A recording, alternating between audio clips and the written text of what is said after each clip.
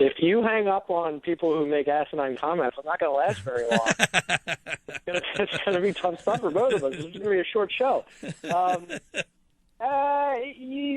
I think, you know what I think? I just wrote about this. I think that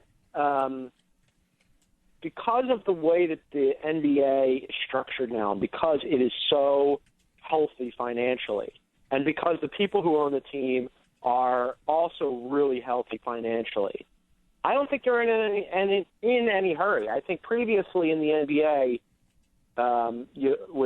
maybe 10, 20 years ago, you had to put people in the building. You had to sell merchandise. You had to win to get people to watch on TV, because if you did those things, you would make money, and if you didn't, you wouldn't. Now it's different. Now they're billionaire owners, and even if you don't win, and even if you aren't any good, and even if you don't sell tickets and don't sell merchandise, those franchises continue to appreciate in value. I mean, the Sixers were bought for $287 million, and the latest Forbes evaluation had them at, $700 million, which is probably low. So I think they want to win. I really do. I think, Sam Hinkie wants to win. I think the ownership group wants to win. But I also think that the pressure of having to win right now in order to win money in order to make money has been sort of stripped away. So, for them, what's the rush? Yeah, and you wonder when you hear Brett Brown, and I like what he says, and I like him. I think he's honest when he needs to be, and I think he speaks his mind, but you just wonder how much more he can take. He admitted, I'm glad this season's over. The losing's starting to get to me. So is there concern that at some point enough's going to be enough for him? Yeah, bless his heart. I think he's done. I mean, because, he's with the players, right? And a lot of people in Philadelphia, he wants to win now because he's a coach, and that's what coaches and players want to do, and that's what fans want. They want you to win now. Whereas, ownership and the front office can take the long view. That's not really his bag. And you could see the cracks. I mean, you could see it all season long. It's tough on him. I mean, they did make progress in terms of being a better passing team, in terms of being a better defensive team, but they came away with one fewer win than they did last year because that roster just continues to churn, and you can only do so much with all those new faces. So, I mean, if I'm him, on the one hand, I'm definitely going to be pretty fatigued by all of it. But at the same time, it's not like if Brett Brown quit tomorrow, he could be like, all right, well, I'm just going to go get any job I want. He's a good coach, but he's also definitely married to the situation, because I don't know that you can, lose the vast majority of your gains for the first 2 or 3 years and then just become a really hot hiring candidate. John Gonzalez, CSM Philly, with us. The Sixers end their season last night, and now they move on to the next phase. Now, last year, Josh Harris said the season was a huge success, and I think you wrote that he knew that this was probably coming again, and he seemed to be more prepared this time around. But dollar signs, success, yes. But from what they did last year to where they are now, a lot of people will say, oh, I love where we are. The culture's great. People don't look at wins and losses. That's not what. But did they make enough improvement for you to believe that this thing is continuing to move in the right direction? Look, I'm on board, and certainly have been on record many, many times saying I'm on board with the rebuild. I get it. But in the same way that ownership in the front office isn't in any hurry, neither am I really, because they pay me to go to the games, and I'm going to watch anyway because I really like basketball, so it's not a huge deal for me. But for the fans, I think it's a completely different thing. So if you look at this, right, like Nerlens Noel had a really good season, certainly a lot better than people thought at the beginning of the year, definitely better than many people anticipated. But now, next year, you've got to figure out how does he fit in with Joel Embiid, and can he play the 4 at the same time that Joel Embiid plays the 5? So you're going to be in year 3 of the rebuild, and you're still not going to know what you have in 2 of your biggest pieces, not to mention whoever you then phase in with whatever draft picks you get. So I think they did take some steps, yeah, but this thing is such a long way from being over that I don't think that any of us can see the end of it.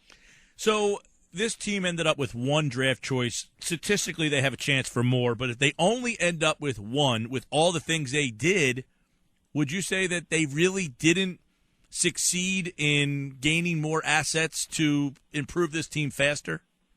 No, because I think, one of the cool things, or one of the things that I really liked about Sam Hickey that I read before he came to Philadelphia was that he's more of a probability-based person. He's a person who wants to make the right decisions, and then whatever outcome happens.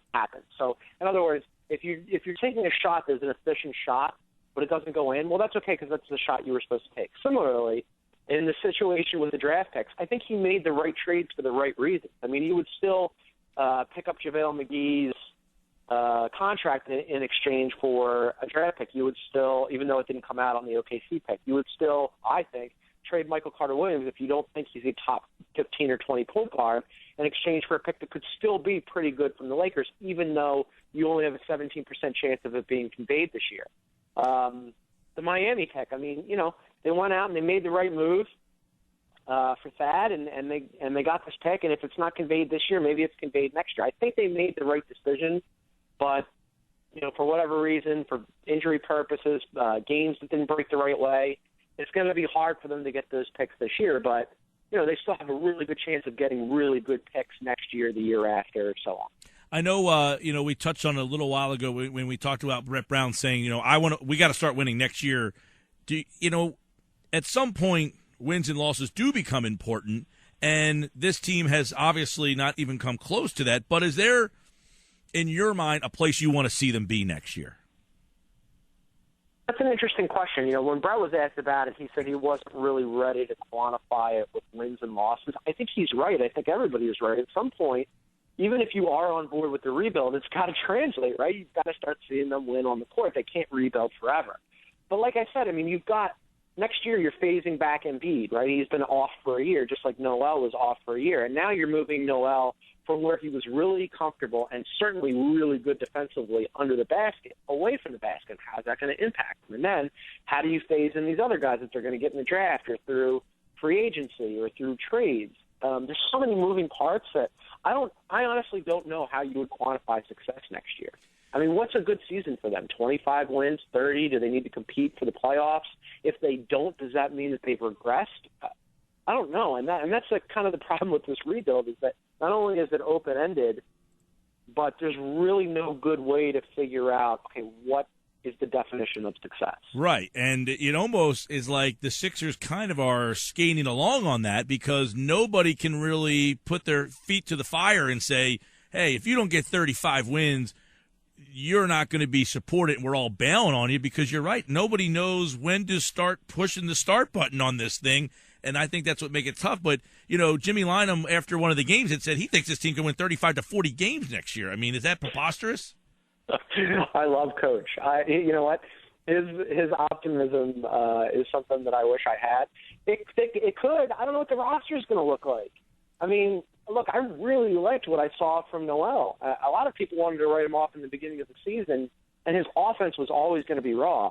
But he got so much better as the year went on, and defensively, he is already an impact player. So I think the ceiling is pretty high for him. I've compared him previously to Joe Kimnell, and if he had that kind of career where he's not necessarily a very good offensive player, but he's a good passer, he's a good defender, he can impact games in other ways, you've got a good piece there. I think Embiid is going to be a really good player. They have another, no matter where they pick in this upcoming draft, even if they somehow fall to 6, they're going to get a shot at a good player.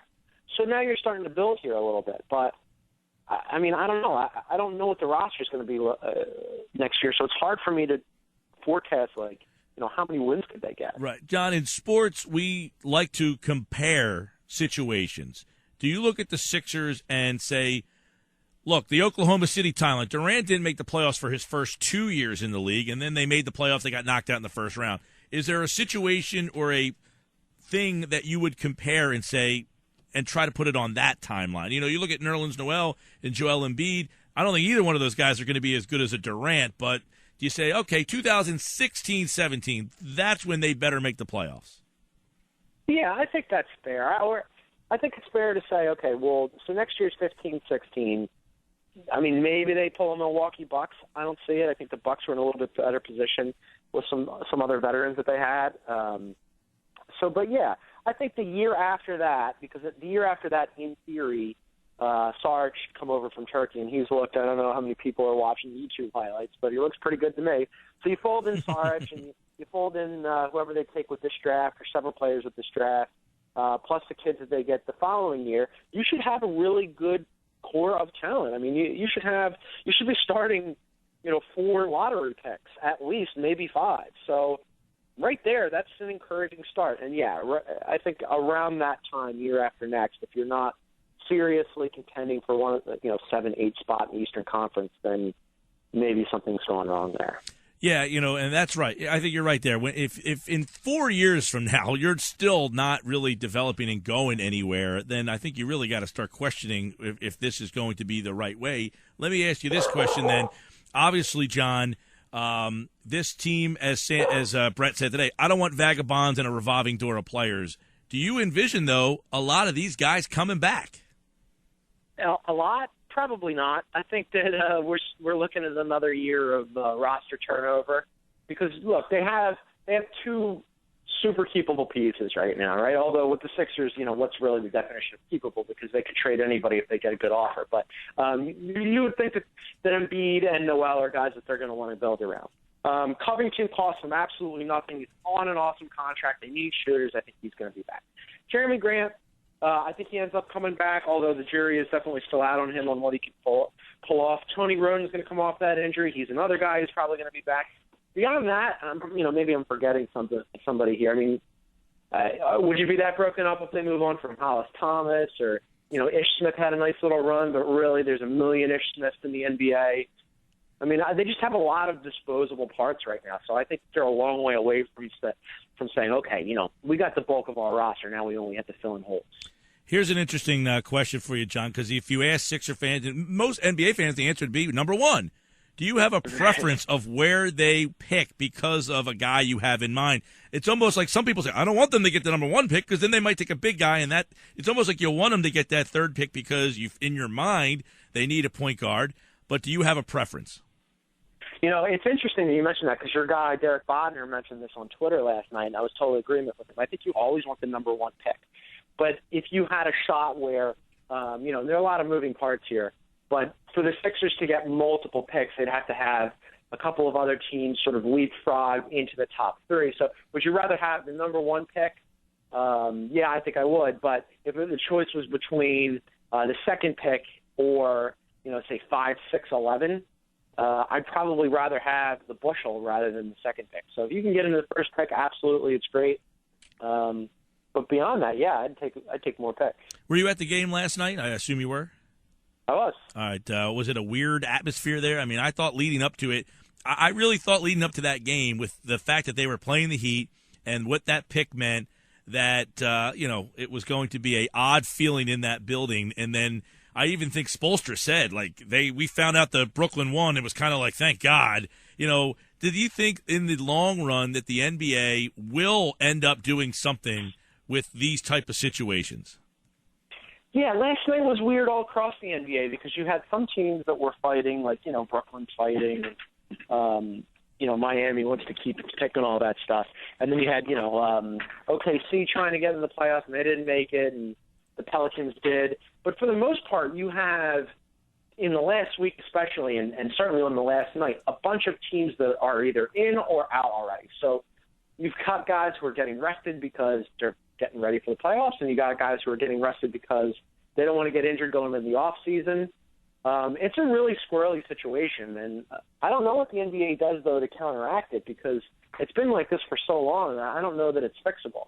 Yeah, everybody's got their theories, their different ways to fix the lottery and fix the draft. And, some people, I believe somebody this week suggested getting rid of the draft and just having a cap system where if you're the worst team in the league, you have the most money to bid on, guys who would be entering the draft. If you're the best team in the league, you have the least amount of money and basically sell your team. You want to come here for less money because we can win, or do you want to go to a bad team because they can pay you more money?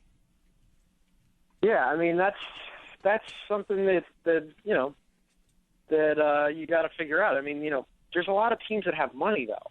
That's the other thing. I mean, with the salary cap's about to explode. If it's not going to be the year after next in 2016, and they'll end up smoothing it a little bit and spreading it out because of the new TV money. But everybody's going to have money. So I really like that the Sixers have that flexibility, but I wonder what kind of value it has once the salary cap increases. Because if you can throw a bunch of money at a player, that's good, but if there's 5 other teams that have the same amount of space, how much does that really benefit you?